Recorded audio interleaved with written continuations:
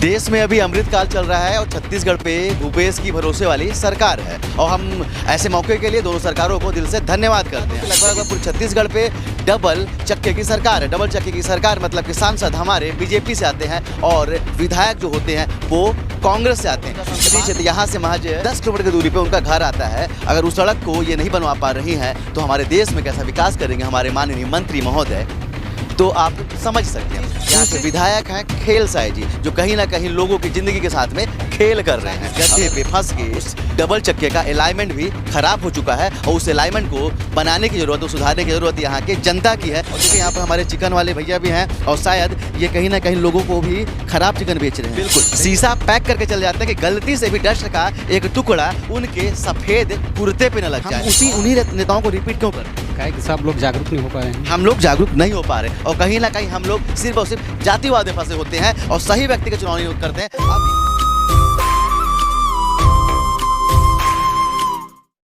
देश में अभी अमृतकाल चल रहा है और छत्तीसगढ़ पे भूपेश की भरोसे वाली सरकार है और हम ऐसे मौके के लिए दोनों सरकारों को दिल से धन्यवाद करते हैं। लेकिन इसी बीच में कुछ बातें हैं जो मैं आपसे बताना चाहूँगा। मैं अभी जिस जगह पे खड़ा हूँ उस रोड की हालात आपको दिखाऊंगा। इस रोड की हालात दिखाना आपको ज़रूरी इसलिए है क्योंकि ये सड़क बनती ही नहीं है और इस सड़क के पीछे कितने बड़े बड़े मंत्रियों, कितने बड़े बड़े नेताओं का हाथ है और यहाँ से कौन कौन से नेता बिलोंग करते हैं उसकी भी कहानी मैं आपको बताऊंगा। अब चलिए इस कहानी को मैं आपको बताना शुरू करता हूँ। आपको बता दूं कि लगभग पूरे छत्तीसगढ़ पे डबल चक्के की सरकार है। डबल चक्के की सरकार मतलब कि सांसद हमारे बीजेपी से आते हैं और विधायक जो होते हैं वो कांग्रेस से आते हैं। इसके बाद भी विकास कैसे होता है और किस तरह से अमृतकाल बोल के अमृत तो नहीं मिलता लेकिन विष जरूर परोसा जाता है इस सरकारों को द्वारा, उसकी कहानी मैं आपको बताऊंगा। मैं जिस जगह पे हूँ ये जो सड़क है वो श्रीनगर से निकल कर जाती है बिलासपुर हाईवे को कनेक्ट करती है और ये सड़क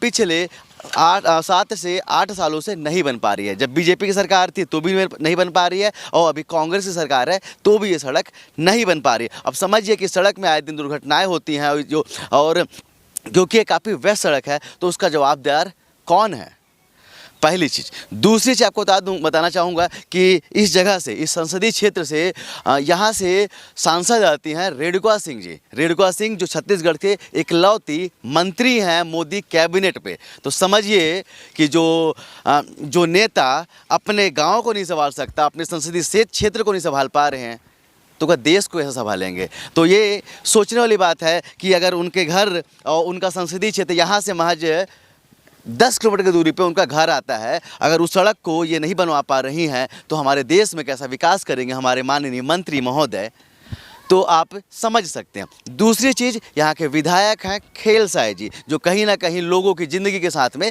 खेल कर रहे हैं।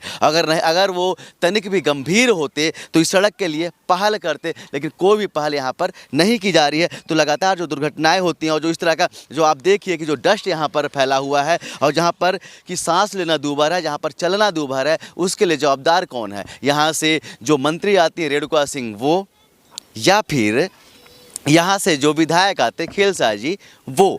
और मैंने आपको जो बताया कि यहाँ पर डबल चक्के की सरकार है तो शायद इस गड्ढे पे फंस के उस डबल चक्के का अलाइनमेंट भी ख़राब हो चुका है और उस अलाइनमेंट को बनाने की ज़रूरत, सुधारने की ज़रूरत यहाँ के जनता की है। और मैं उम्मीद भी करूँगा कि अब आने वाले कुछ समय में यहाँ पर चुनाव है तो जनता ऐसे नेताओं को सबक सिखाएगी, क्योंकि कहीं ना कहीं ये जो यहाँ पर हक जनता का ही मारा जा रहा है। यहाँ इसी रोड से बच्चे जाते हैं, पढ़ने वाले स्कूली बच्चे जाते हैं। मैं सुबह इस रोड को क्रॉस किया था मैंने और शाम को आते समय मुझे लगा कि इसकी सच्चाई दिखाना पूरे देश में ज़रूरी है, क्योंकि किस तरह से केंद्रीय मंत्री, हमारे छत्तीसगढ़ की इकलौती मंत्री अगर इस सड़क को नहीं बना पा रहे हैं, यहाँ के विधायक जो बोलते हैं कि भूपेश है तो भरोसा है, लेकिन उनका भरोसा शायद यहाँ के लोगों पे दिखता नहीं। चलिए यहाँ पर कुछ लोग भी हैं, हम उनसे बात करेंगे कि क्या यहाँ के जो विधायक हैं और क्या जो यहाँ के जो मंत्री हैं वो अच्छा कार्य कर रही हैं, क्या उनको अच्छी सड़क की ज़रूरत है या नहीं, क्या उनके जो विधायक हैं उस पैमाने पे खरे उतर पाते हैं। चलिए कुछ युवा हमारे साथ में हमसे पूछते हैं,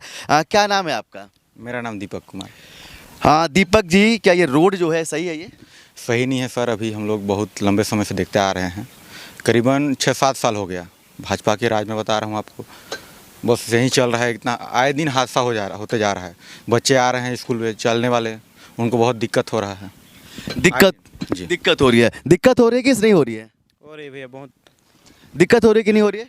आने जाने के लिए इतना धूल उड़ता है, और ये रोड का जो गिट्टी है ना, उससे डर रहता है कि अगर टायर से पड़े और गोली की रफ्तार से जाती है। निश्चित फर्क नहीं पड़ता, हमारे देश के सिस्टम में फर्क नहीं पड़ता, क्योंकि मैंने आपको बताया जो यहाँ से मंत्री महोदय निकलती हैं, केंद्रीय मंत्री, तो वो भी अपने फॉर्च्यूनर पे निकल जाती हैं। अगर विधायक आते होंगे तो वो भी अपने इनोवा पे निकल जाते होंगे, और आगे पीछे गार्ड रहते हैं, उनको कोई फर्क नहीं पड़ता है। लेकिन जब गरीब बच्चे जाते हैं, जब सरकारी स्कूल में पढ़ने वाले बच्चे जाते हैं, उनकी क्या गलती है? क्या उनकी गलती है कि वो ऐसे नेताओं को उनके पिताजी ने चुना है? और शायद जो यहाँ पर जो ग्रामीण लोग होते हैं, उनके पास उनके आने जाने का साधन या तो साइकिल या तो मोटरसाइकिल होती है, और उसी पर डस्ट खा के जीने को मजबूर है। और देखिए यहाँ पर हमारे चिकन वाले भैया भी हैं, और शायद ये कहीं ना कहीं लोगों को भी खराब चिकन बेच रहे हैं। सही बोल रहा हूँ? सही बोल रहे हैं। डस्ट वाला चिकन खिला रहे हैं लोगों को, तो अब खिला रहे हैं, सामने अब डस्ट जा रहे हैं तो खिलावे करेंगे। और लोग भी ले लेते हैं, ले लेते हैं। बोलते नहीं है? नहीं, मजबूरी है। अच्छी सड़क अच्छी है ये? नहीं है अच्छे। नेताजी लोग आते हैं कि नहीं जाते हैं यहाँ से? आते हैं। कोई रुकता है? नहीं, कोई नहीं रुकता है, बस शीशा पैक करके वो चले जाते हैं। बिल्कुल, शीशा पैक करके चले जाते हैं कि गलती से भी डस्ट का एक टुकड़ा उनके सफेद कुर्ते पे न लग जाए। और क्या नाम है भाई साहब? अमित कुमार। पूरा आप तो रंगे चंगे दिख रहे हैं इधर। ट्रक आगे आगे चल रहा था ना, ट्रक आगे चल रहा था। अच्छा, बीमार हो जाएंगे तो कौन पैसा देगा? वो खुद से अपने से लगाए। अस्थमा हो जाएगा, दमा हो जाएगा तो कौन पैसा देगा? अपने लगाएंगे। आप लोग आवाज़ उठाते हैं कि सड़क बननी चाहिए? उठाते हैं लेकिन कोई सुनता ही नहीं है। उठाते हैं लेकिन कोई सुनता नहीं है। हाँ, नेताजी लोगों को कैसे चुन लेते हैं बताइए आप लोग? देखिए, मुझे जहाँ तक पता है कि यहाँ पर से खेल से अजय मेरे ख्याल तीसरी बार जीते हैं। इससे पहले रेणुका सिंह यहाँ से जीती थी, है ना? हम उन्हीं नेताओं को रिपीट क्यों करते हैं? क्या है कि सब लोग जागरूक नहीं हो पा रहे हैं। हम लोग जागरूक नहीं हो पा रहे, और कहीं ना कहीं हम लोग सिर्फ और सिर्फ जातिवाद में फंसे होते हैं, और सही व्यक्ति का चुनाव नहीं करते हैं। अभी जब चुनाव होने वाले, मैंने कल की खबर आपको बताया था कि अब तो हर ग्राम पंचायत पे और हर जगह पे नेताजी लोग क्रिकेट खिलवा रहे हैं, ऑर्गेनाइज कर रहे हैं, पैसे दे रहे हैं और खाने पीने की व्यवस्था कर रहे हैं। उसी में वोटों को प्रभावित करेंगे, इसके बाद में हम उनके बहकाव पे आके बह जाएंगे और फिर उनका साथ दे देंगे। सही कह रहा हूँ? जी एकदम सही बोल रहे हैं। सही कह रहा हूँ मैं? जी सही बात। ऐसा हो रहा है कि नहीं हो रहा है? हो रहा है ना। इससे पहले नेताजी लोग कोई 4 साल दिखे क्या? नहीं, अभी दिख रहे हैं बराबर ना? जी जिसको बुला लेंगे वो नेता आपके घर पे आ जाएगा। सही कह रहा हूँ? हाँ, यस सर। मेन चीज़ सर हम लोग यहाँ बताना चाहेंगे आपको, मेन चीज़ यहाँ केंद्रीय मंत्री जी रह के जो केंद्र में हैं, उनको भी ध्यान देना चाहिए। अब अभी से हम लोग नहीं, जब तक वो थे, पहले भी थे, हम लोग आए दिन हादसा होते जा रहा है। सड़क से आपको बोलूँ तो आपको आए दिन एक्सीडेंट आपको दिखेगा। यहाँ बच्चे लोग को सर्दी, बीमार, खांसी एकदम डेली।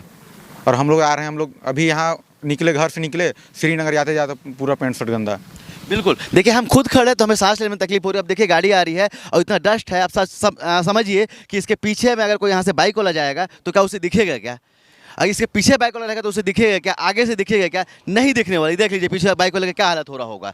तो सुधारनी होगी और इस व्यवस्था को सुधारना होगा। इसके साथ में मैं आप लोगों से अपील करूंगा कि कम से कम सही व्यक्ति का चुनाव करेंगे। हम अपने देश को जाति के नाम पे, क्योंकि हमारे देश को सबसे ज़्यादा लूटा अंग्रेजों ने कम है और यहाँ के नेताओं ने ज़्यादा लूटा है, क्योंकि कहीं ना कहीं हमको जाति में फंसा के, धर्म में फंसा के वो अपनी उंगली तो सीधी कर लेते हैं, लेकिन जब जनता के हित की बात आती है तो फिर 4 साल गायब हो जाते हैं और आखिरी साल में थोड़े टैक्स के पैसों को लूटा जाता है, उसी पैसे को जनता के ऊपर खर्च करते हैं और बोलते हैं कि आप हमें वोट दीजिए, और हम भी कहीं ना कहीं शराब और पैसे के एवज में उनको वोट दे देते हैं। तो चलिए एक बार फिर से अपील करेंगे पूरे प्रदेशवासियों से, क्योंकि विधायकों को दोबारा मौका मिलना चाहिए क्या, ये आप कमेंट में जाके जरूर बताइएगा। कैमरामैन अखिल के साथ अब तक के लिए मैं सुनील शर्मा, जय हिंद।